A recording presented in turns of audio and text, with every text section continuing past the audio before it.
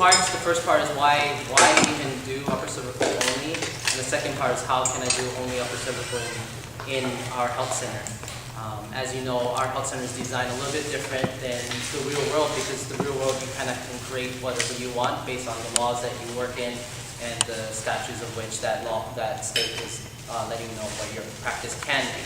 So the fun part about chiropractic is that there's so many different facets of way of addressing holism and vitalism, the two main philosophies that kind of been put together by the founders of chiropractic and created this thing called chiropractic. So we're based on two fundamental principles, one of vitalism and the other of holism. Holism is all about looking at the body as a whole, that every single part is attached to the other part, really defined in the first principle that universal intelligence in all matter clearly gives to it all of its properties. So we're looking at a system that is all connected and is complete in its single self. So the cell is complete, and then when we hit to the tissue, it's complete. When we hit to the system, it's complete. And then you look at the being, it's still complete. So that's holism, looking at the whole thing all together. Then we have vitalism. Vitalism is something different, but everyone in this room already innately knows that and experiences it. Vitalism sets us apart from mechanism and the other philosophies by saying that life and non-living things are two different things, because in life, living things, they have a vital force. An active organization being done by an intelligence that we don't necessarily educatedly know, but it exists. And it governs that living thing. Non-living things doesn't have it. That's why when we walk to the cadaver lab and we say, okay, there's not enough electricity in the cadaver lab, we hooked up some wires to it and turn on the power and it doesn't come alive. The cadaver doesn't come alive. Like, well, maybe there's a subfixation. Let me adjust it. You hit T4 or C7. Shit, you did all of them. You like cleared all the pathways, but there was no life coming out of it.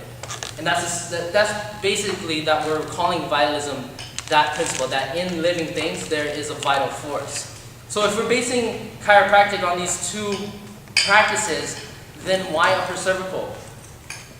The ultimate question is always going to come down into the principles, and we're always going to refer to the principles.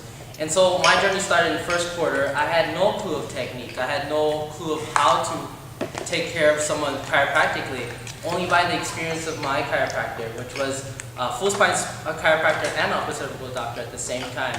She did atlas orthogonal when I needed it, only when I needed it, and then she did activator.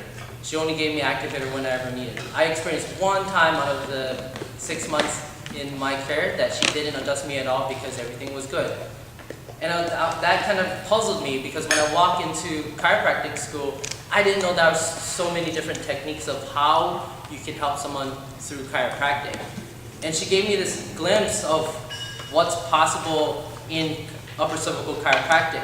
Because in upper cervical chiropractic, I see it in this way. In upper cervical chiropractic, we're looking at the most conservative but progressive approach to chiropractic.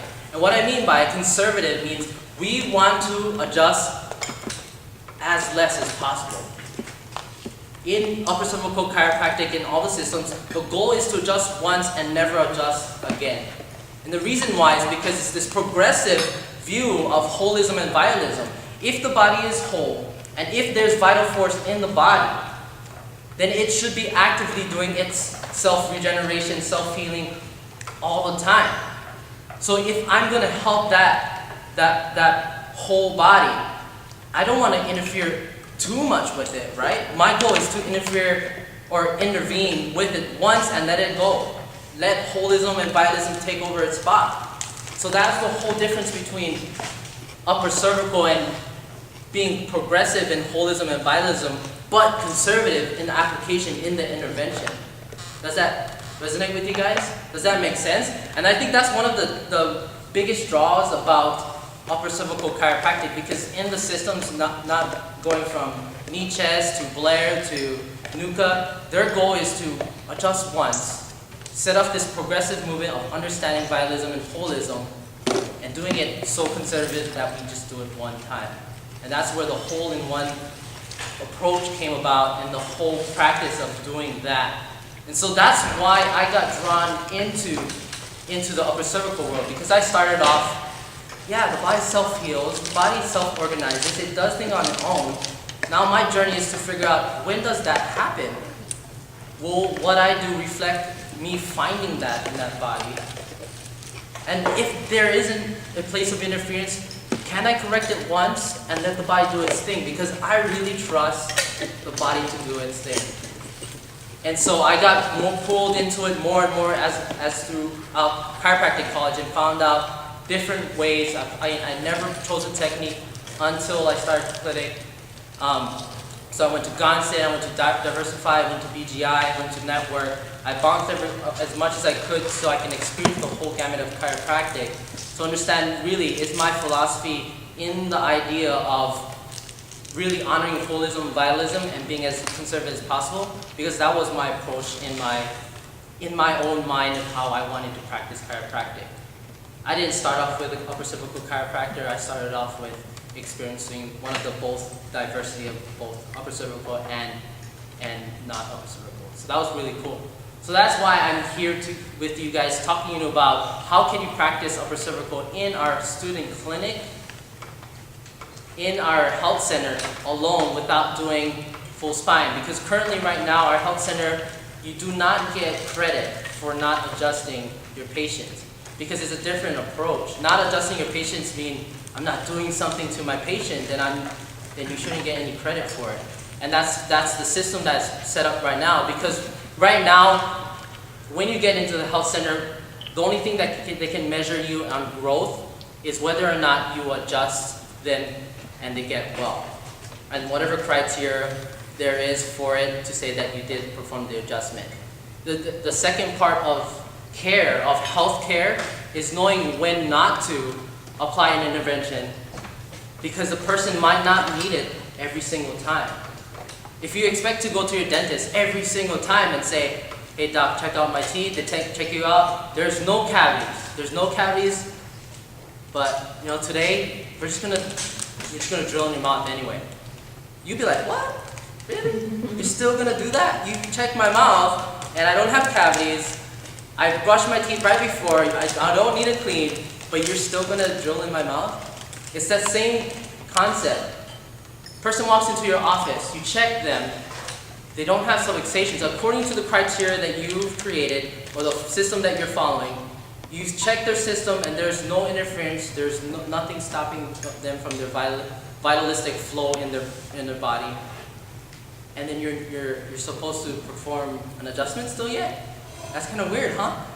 It would be incongruent if you were following in that model of being conservative in the application of chiropractic, but progressive in the understanding of vitalism and holism. So currently right now the health center is not set up to honor that second part of care, of health center care. So it's up to the class right here to, if you're into that application of healthcare to the people that you want to take care in the health center, if you want to practice that way, then you would have to speak to them to start learning and create the criteria for that. But since that criteria wasn't like that, I had to do things different. So this is the how to do upper cervical chiropractic in the health center. This is how I did it. Normally, if you're practicing in the health center and you want to graduate on time and you want to hit all your requirements, the number right now is 10 new patients, 250 outpatient adjustments, 50 student adjustments, and a certain amount of hours and a certain amount of case history and all that stuff that you'll do. What I did, looking at the numbers, considering of how I'll provide chiropractic care upper cervically, I knew, I guessed for myself, it was more of a guess, that if I'm going to do upper cervical, I might adjust my patients 1 in 3 visits, or maybe even 1 in 4 visits, or maybe in 1 in 5. So I had to create a map that I would have to do chiropractic, upper cervical chiropractic, 3 times or 4 times or even 5 times more than the typical student. Because each patient that I brought on, I had to do 3 times the amount of work, 3 times the amount of visits to get the same number of adjustments. While someone would get adjustments for each visit, I would get 1 every 3rd or every 4th or every 5th. And the question is that possible? Can you do that? Can you do 3 times, 4 times, 5 times more than the typical student to graduate in the time that you have? And I'm telling all of you, yes. And Brett knows, yes, it's totally possible. It's totally possible. Right now, I am in my third clinic, clinic 3. So I've been taking care of outpatients for the past 3 quarters, which is 9 months. And in that 9 months, I've been referred by all my patients, 22 new patients. 22 new patients. And if you think about it, the number I'm aiming for is 30, 40, and 50 new patients. It's 3, 4, and 5 times the amount of a normal load. Why? Because I won't be adjusting as much. So I need to see more patients. I need to see more people. So the how-to right now in health center right now is that I need to do 3 times, 4 times, 5 times the amount of new patients, visits also, to take care of the same amount of numbers that they're requiring. So there wasn't like this epic like formula, like trick you can do. And that's only because I'm following the rules that is set right now. And I'm also following the procedures that upper cervical knee chest care that I'm doing right now. So that 2 systems put together forces me to do even more with new patients and with visits. So currently right now, I'm at 170 outpatient adjustments. I need 80 more to graduate. I have 4 more weeks. At the same time, I have 30 new patients that I'm seeing once a week. I won't adjust maybe once or twice every 3 visits, you know. So it's a pretty different game because I'm not counting visits, I'm counting care. My approach is about care. I'm seeing how are they progressing in their care, not how many visits or how many adjustment credits I'm having. And the ultimate question is, are you getting results? Are you getting results as a student practicing only upper cervical care, the most conservative in adjusting, most progressive in the principle in holism and vitalism? Are you getting results only being 3 years into chiropractic school, or 3.5 before at the end? 4 years of chiropractic school, are you getting results?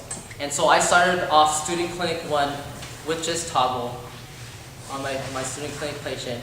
And my first patient that I got in outpatient was in student clinic 2 at the end, and I got toggle for him. And so out of the 22 or the 30 outpatients I have, half are toggle, half are knee chest, and every single one has gotten some symptomatic response. But more importantly, in the structure of upper cervical and knee chest and toggle, we're focused on clearing the scan.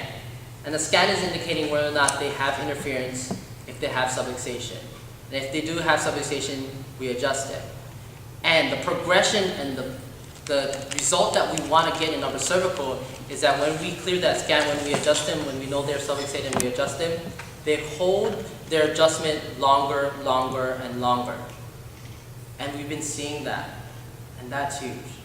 To consider that I'm super novice, I'm beginner level, I'm just starting, to see that we can do it most conservatively in chiropractic care, provide less adjustments, but still get results in not only the symptomatic presentation, but also in the result in their chiropractic care is huge.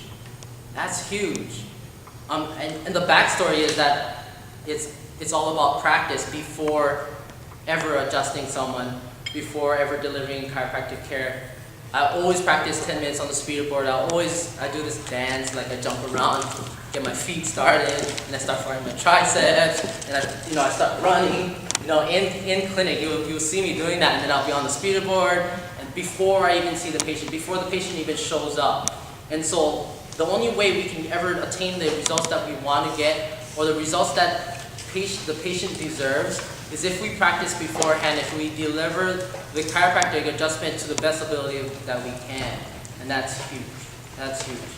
So even if you're doing full spine chiropractic, you should be, before the patient comes in, at least 5 minutes, 10 minutes before, just firing off, visualizing everything that you're going to see, and be prepared to take care of that person the way you need to. So I'm not sure how much time I have left. 0 minutes. I would love to answer questions after. Thank you guys so much for allowing me to talk about why upper cervical in clinic and how to do upper cervical only in clinic. If you have any questions, just contact me anytime. Thanks for having me, guys.